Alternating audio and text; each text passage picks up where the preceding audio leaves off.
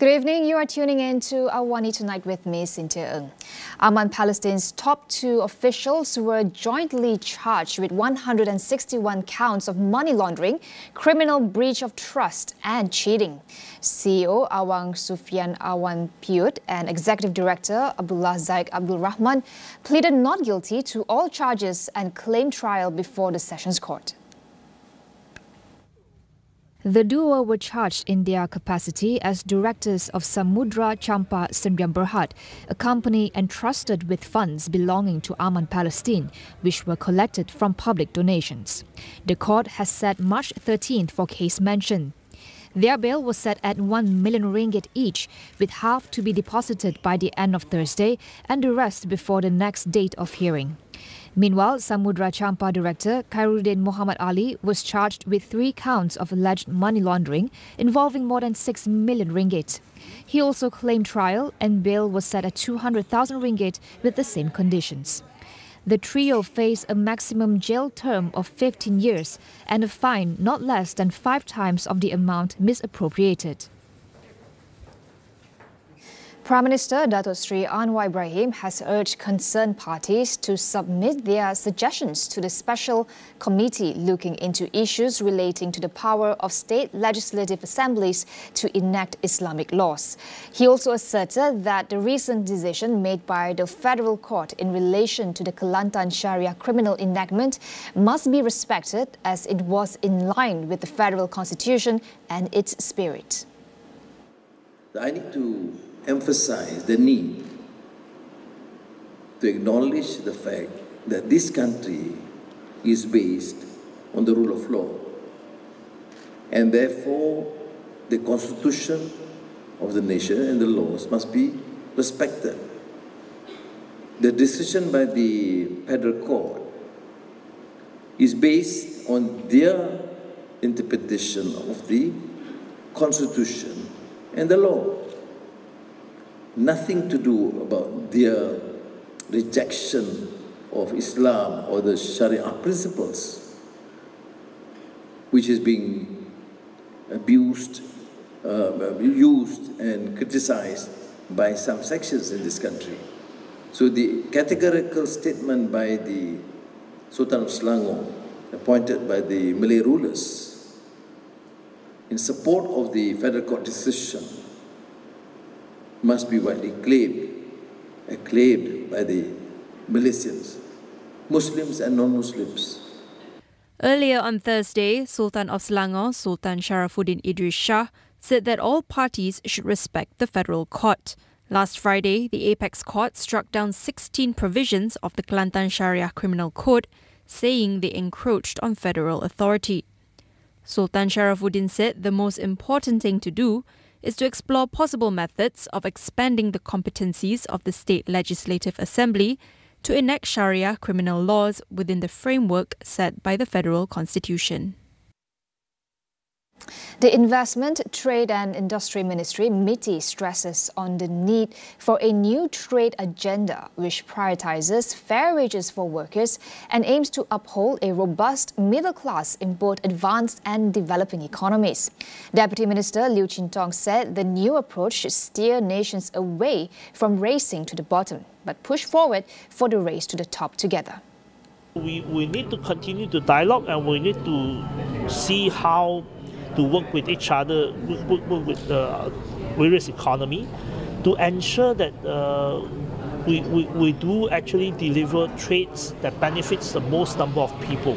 So we need a new generation of trade agenda, and this trade agenda is important to Malaysia and also to all the APEC economies. Speaking at the APEC Business Advisory Council ABAC meeting, Liew also emphasized on placing climate at its center, while ensuring the government receives adequate taxes from multinationals to provide best services. ABAC Malaysia, which kicked off on Wednesday, will run for 3 days until Friday. 2 Chinese fishermen have drowned after being chased by Taiwan's Coast Guard off the Kinmen Archipelago. Taipei has defended the actions of its Coast Guard, saying the fishing boat had trespassed into Taiwanese waters. According to Taiwanese authorities, 4 people on board the boat had refused to cooperate with law enforcement and attempted to flee when their boat capsized. 2 crew members were found unconscious at sea and were later confirmed dead, while the other 2 were rescued and taken to Kinmen. Taipei added that many Chinese fishing boats had entered prohibited waters, taking advantage of the Chinese New Year to catch high-value fish. Beijing strongly condemned the incident and urged Taiwan to conduct a full investigation. Kinmen lies just 3 kilometers off China's southeastern coast, placing it on the front line of tensions between Taiwan and China. The group of islands has a population of around 180,000 and is located 187 kilometers from Taiwan's main island. Residents have reported an increased presence of Chinese vessels in the area in recent years.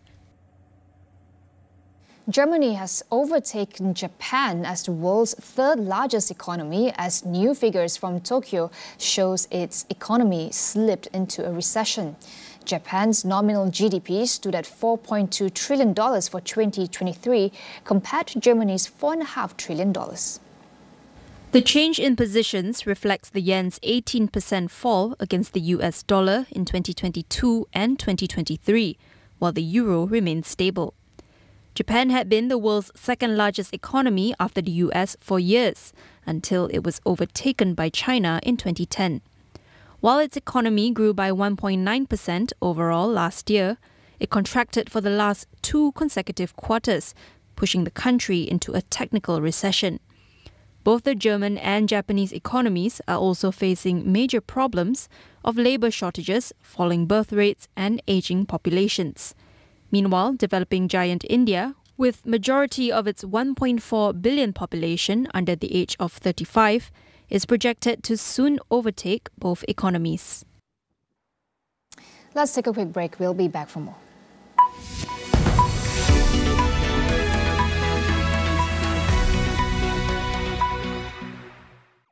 Siapakah Gempak Most Wanted 2023? Anda yang akan menentukannya. Layari www.gempakmostwantedaward.com sekarang untuk mengundi Gempak Most Wanted Award terpaling trending.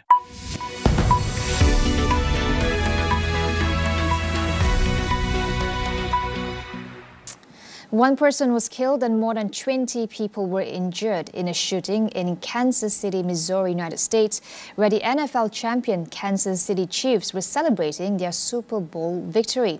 Police said 3 suspects had been arrested in connection with the shooting, which took place as the celebrations were winding down.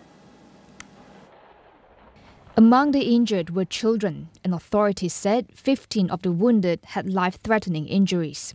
Investigators said they had no known motive for the shooting yet.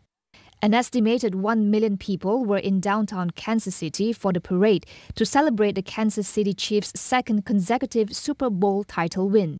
The players were still on stage at the victory rally when the shooting occurred. The shooting was at least the 48th mass shooting in the United States this year, according to the Gun Violence Archive. Workers in Bangkok have been told to work from home today and tomorrow as a layer of smog covers the city. The order is to minimize health issues and reduce pollution from traffic emissions after dangerously high levels of PM 2.5 particles were recorded.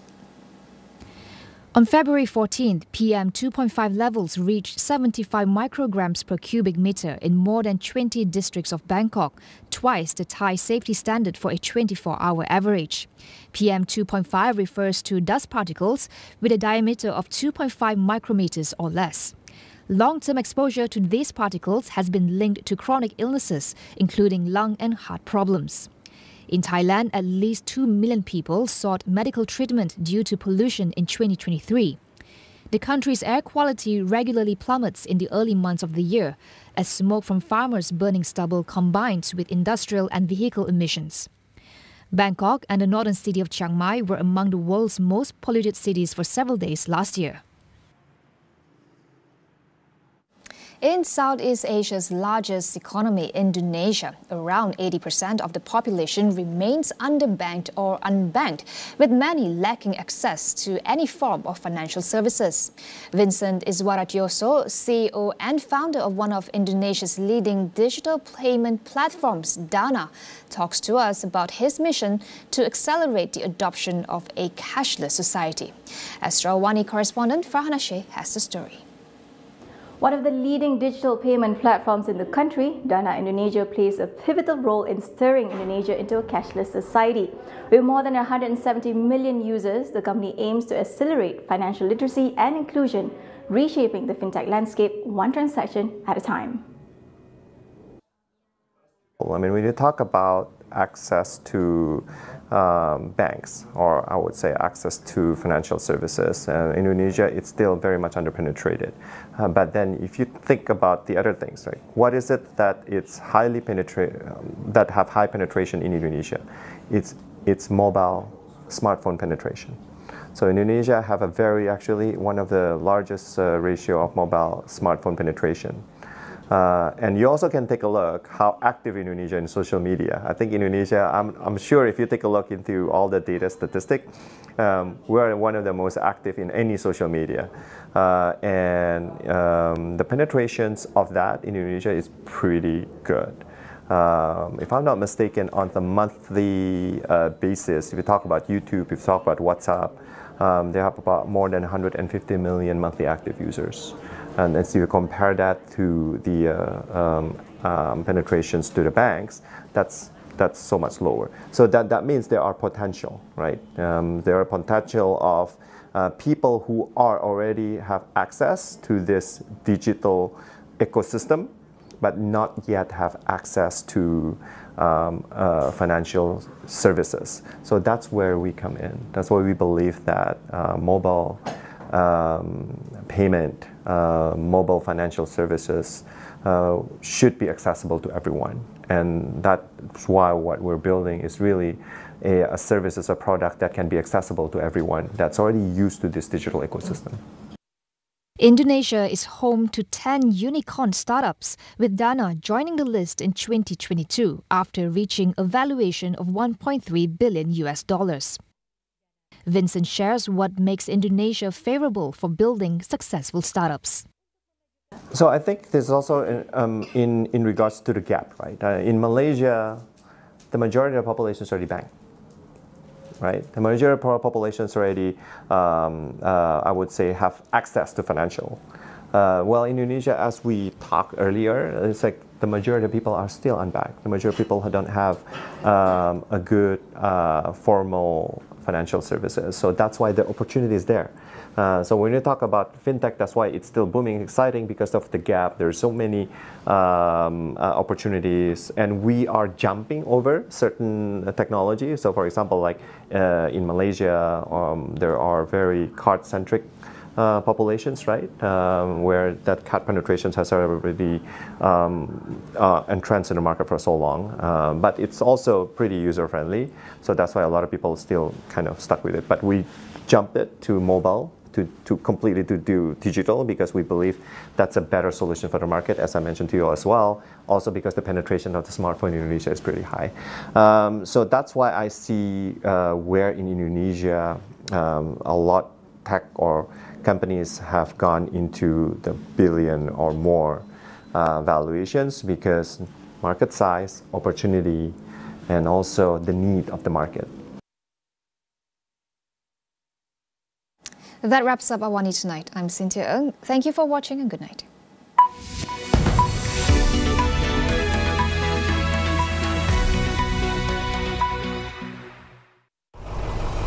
Hai adik-adik, jom belajar